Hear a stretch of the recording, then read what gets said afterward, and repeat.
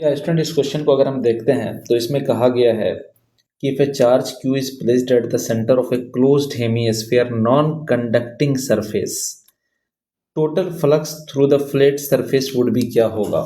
यानी ये एक नॉन कंडक्टिंग सरफेस है और इसके सेंटर पर यहाँ पर q चार्ज रख दिया गया है।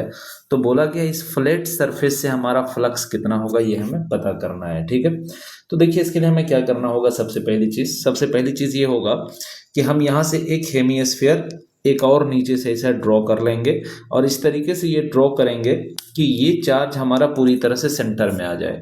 अब जो ये नीचे से एक हेमिस्फीयर हमने ड्रॉ कर दिया तो अब ये पूरा एक स्फीयर बन गया और पूरे स्फीयर से जो हमारा फ्लक्स होगा, पूरे स्फीयर से जो फ्लक्स होगा दिस विल बी हो जाएगा Q/ε0। अगर मैं आपसे सिर्फ इस ऊपर वाले पार्ट का फ्लक्स पूछूं, सिर्फ इस ऊपर वाले पार्ट का कितना होगा, तो चूंकि इसमें दो पार्ट आ गया, एक ये ऊपर वाला पार्ट और एक ये नीचे वाला पार्ट, ये दो पार्ट आ गया, तो हम कहेंगे कि सिर्फ ऊपर वाले पार्ट से यानी flux through curved surface of hemisphere की मैं बात करूं तो आप कहोगे कि सर ये सिर्फ हेमिस्फीयर का ये ऊपर वाले पार्ट से अगर फ्लक्स देखा जाए तो दिस विल भी हो जाएगा Q/2ε0।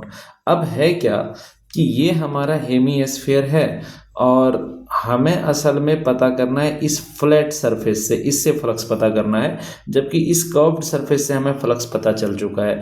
तो अगर चार्ज यहाँ सरफेस पर रखा हुआ है तो इससे जो इस हेमिस्फीयर से जो टोटल फ्लक्स होगा, फाइनेट जो होगा, ये होना चाहिए कितना, 0 होना चाहिए, क्योंकि ये चार्ज इस हेमिस्फीयर के अंदर में नहीं है, इनसाइड में नहीं है, ये बाउंड्री पर है। तो बाउंड्री पर है तो टोटल फ्लक्स इस हेमिस्फीयर से कितना होना चाहिए, 0 होना चाहिए।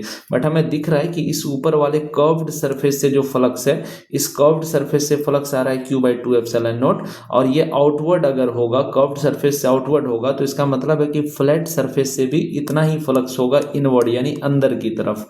यानी अंदर की तरफ हमारा जो फ्लैट सरफेस से फ्लक्स जो होगा फ्लैट सरफेस से वो अंदर की तरफ होना चाहिए कितना, Q/2ε0। और इस हिसाब से हमारा ऑप्शन जो है Q/2ε0 यानी ऑप्शन बी हमारा करेक्ट हो जाएगा। Thank you so much.